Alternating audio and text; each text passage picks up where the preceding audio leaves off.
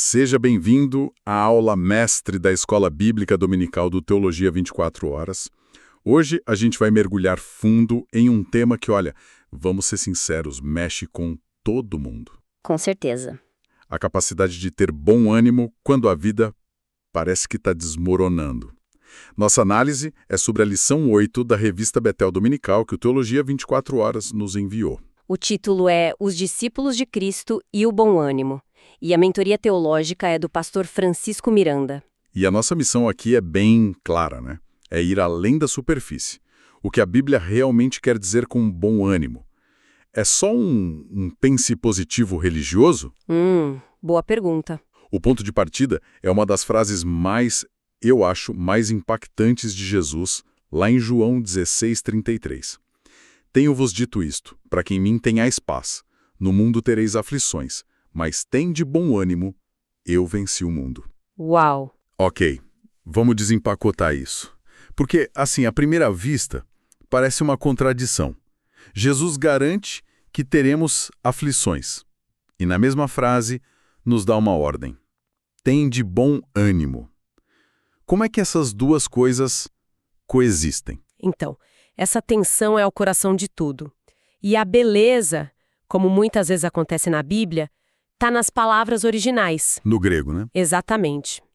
Quando Jesus fala de aflições, a palavra grega é thlipsis. E isso não é um desconforto passageiro, sabe? Um dia ruim. Não é um aborrecimento. De jeito nenhum. A imagem é de uma pressão esmagadora, literalmente como uma prensa. É a sensação de estar encurralado, comprimido pelas circunstâncias. Uma pressão externa que causa uma angústia interna. Acho que todo mundo conhece bem essa sensação.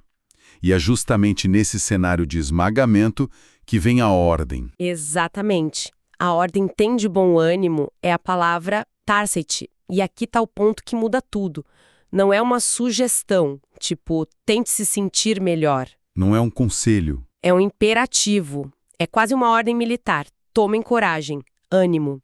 Não é um convite para a gente gerar um sentimento a partir do nada.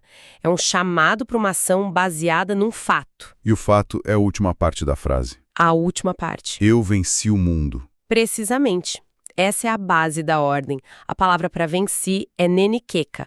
É um verbo no tempo perfeito em grego que indica, assim, uma ação completada no passado, mas com resultados que continuam no presente. Ah, interessante. Então não é algo que ele vai fazer, é algo que ele já fez. Já fez. A vitória dele não é um evento futuro que a gente espera. É um fato consumado que redefine a nossa realidade agora. E é por isso que ele pode oferecer uma paz, Irene, que não é só ausência de conflito. O material do Teologia 24 Horas conecta isso com o conceito hebraico de shalom. Que é aquela ideia de plenitude, de estar completo, inteiro, em harmonia com Deus, certo? Uma paz que as circunstâncias atlipses não pode roubar, porque a fonte é outra. Exato. Então, a ordem para ter coragem não é baseada na nossa força de vontade ou na esperança de que as coisas melhorem. É um chamado para a gente alinhar nossa perspectiva com uma vitória que já aconteceu. Isso muda o jogo. Totalmente. E para a gente ver como isso funciona na prática, o estudo nos guia por duas vidas que foram assim levadas ao limite, José e Paulo. Vamos começar com José. A história dele é um estudo de caso sobre perseverança no meio de uma injustiça muito pessoal. Vinda da própria família. Exato. É difícil imaginar uma thlipsis, uma pressão mais dolorosa do que essa. Sem dúvida. Vamos recapitular a trajetória dele. Ele, traído e vendido pelos irmãos, vira escravo numa terra estrangeira. E quando parece que as coisas vão melhorar... Vem uma acusação falsa e ele é jogado na prisão por anos, esquecido. É uma sequência de eventos que justificaria, assim, uma amargura profunda e permanente. E o que me impressiona é que, no meio disso tudo, o texto de Gênesis repete uma frase quase como um mantra. O Senhor era com José. Isso. O que isso significa na prática? Porque, claramente, a presença de Deus não o livrou do poço, nem da escravidão, nem da prisão. Essa é a distinção crucial. A presença de Deus não foi um escudo contra o sofrimento, mas foi uma fonte de sustento dentro do sofrimento. Ah, entendi. Não impediu a dor, mas impediu que a dor o destruísse. É por isso que mesmo como escravo ou prisioneiro, José prosperava. Não era uma prosperidade material, no sentido que a gente pensa hoje. Certo. Mas uma integridade, uma capacidade que vinha dessa comunhão com Deus. Ele não estava sozinho na aflição dele. Isso tudo culmina naquela cena incrível. Anos depois, quando ele reencontra os irmãos e tem todo o poder para se vingar, e a frase dele em Gênesis 50, 20 é a chave de tudo. É o clímax da história. Vós intentastes o mal contra mim, porém Deus o intentou para bem. Ele não minimiza o mal, ele não diz, não foi nada. Não, de forma alguma. Ele reconhece a intenção perversa deles, ele valida a dor, mas ele ressignifica, ele enxerga duas linhas de intenção operando ao mesmo tempo: a maldade humana e a soberania divina. E a de Deus vence. E ele conclui que a intenção de Deus foi maior e mais poderosa. Transformou um ato de destruição num plano de salvação para toda a família. Essa é a maturidade de quem manteve o bom ânimo não por otimismo, mas por confiança na presença e no propósito de Deus. Sabe, o que me chama a atenção aqui é que, para ele chegar nessa conclusão, ele precisou lidar com algo muito concreto, que foi o perdão. A gente tende a pensar no bom ânimo como algo individual, né? Eu e meus sentimentos. Sim. Mas na história de José, ele só parece ter sido possível por causa de uma atitude em relação aos outros. Como o material do Teologia 24 Horas aborda essa tensão? A conexão é direta. É direta, porque o rancor é o inimigo número 1 do bom ânimo. Guardar mágoa é como, tomar veneno esperando que o outro morra. É uma boa imagem. O estudo nos lembra que o conceito dêbrico de perdão, a palavra grega ápesis, por exemplo, significa liberar, cancelar uma dívida. É uma decisão. É você abrir mão do seu direito de vingança e entregar para Deus. É como se ele estivesse limpando o terreno do próprio coração, né? Para que a semente da confiança em Deus pudesse crescer sem as ervas daninhas da amargura. Isso. Ao perdoar, ele se libertou para enxergar o que Deus estava fazendo. Ele não ficou preso ao passado. Exatamente. O que nos leva a uma outra figura fascinante que o material analisa, o apóstolo Paulo. Com ele, a eclipses, a pressão, vinha de uma fonte completamente diferente. Verdade. Não era uma traição pessoal, mas o resultado direto da missão que ele abraçou. É verdade, a vida de Paulo, depois da conversão, não foi nada fácil. Pelo contrário, parece que os problemas só aumentaram. E o que é chocante é que ele parece quase esperar por isso. Ele via as tribulações como parte do pacote.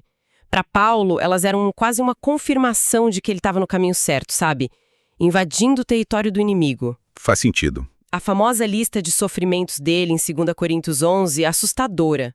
Prisões, açoites, apedrejamento, naufrágios, perigos de todos os tipos. A fidelidade dele não era medida pela ausência de problemas, mas pela perseverança apesar deles. E qual era a motivação? O que mantinha ele de pé? Porque, humanamente falando, é uma rotina de esgotamento total. A motivação dele era única e totalmente focada, como ele mesmo resume em Filipenses. Para mim, o viver é Cristo.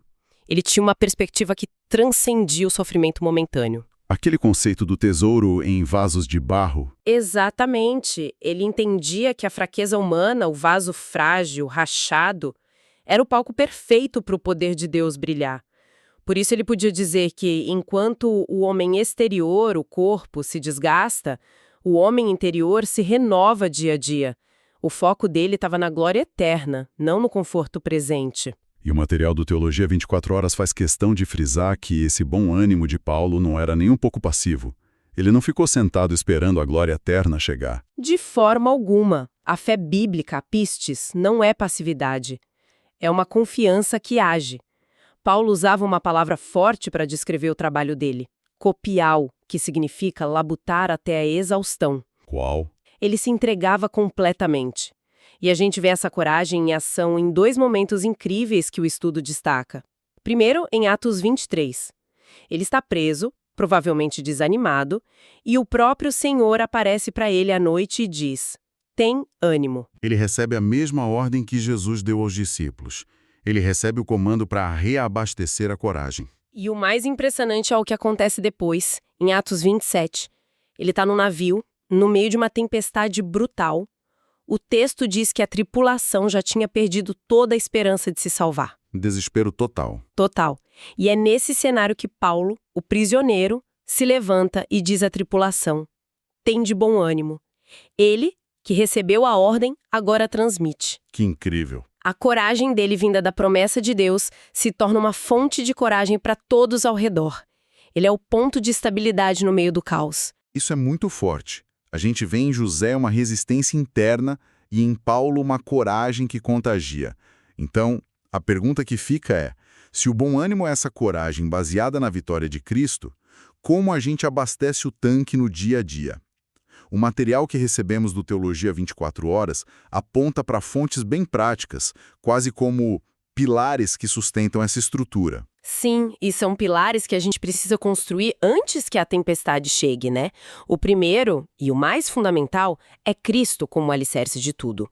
O estudo nos leva para Mateus 9, na história do paralítico. Lembro dessa história. As pessoas o levam a Jesus esperando uma cura física, mas a primeira coisa que Jesus diz a ele é: tem bom ânimo, filho, perdoados te são os teus pecados. É impressionante isso.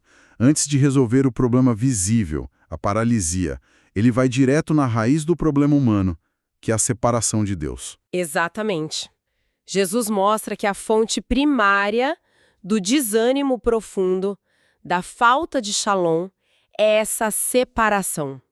A reconciliação com Deus, a paz que só Cristo oferece, é o fundamento sobre o qual qualquer bom ânimo verdadeiro pode ser construído. Sem esse alicerce, qualquer outra tentativa de se animar é como construir na areia. Perfeito. É isso. Ok, então temos Cristo como a base.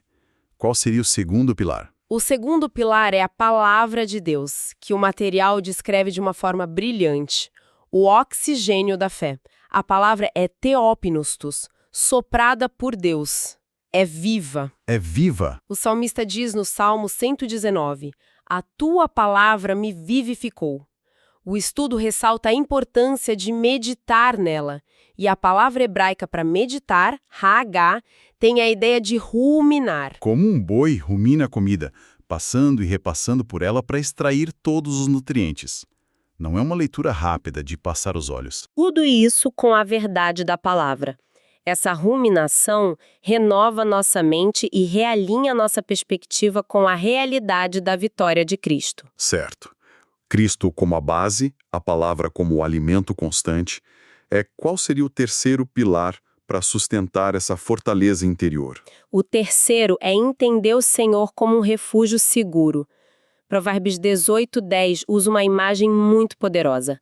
Torre forte é o nome do Senhor.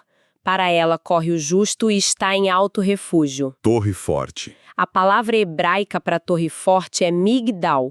Não é um esconderijo qualquer, é um posto militar elevado, fortificado. Então não é uma fuga da realidade, é mais como um ponto estratégico. Exatamente. Não é correr dos problemas, mas correr para Deus com os problemas. É o hábito de, no primeiro sinal da tríplice, da pressão, Correr para a oração. correr para a oração antes de correr para a reclamação, para a ansiedade ou para as redes sociais. A torre é um lugar de reabastecimento estratégico, onde a gente recebe a perspectiva de Deus, renova as forças e pega a coragem que vem dele para então voltar para a batalha. Juntando tudo isso, a mensagem que fica cada vez mais clara é que as aflições são uma certeza. A dor é real, é legítima. Som. Mas a narrativa final não pertence a elas. O bom ânimo, então, não é fingir que a tempestade não existe, é confiar naquele que não só caminha sobre as águas, mas que já acalmou a tempestade definitiva da morte e do pecado. Perfeito.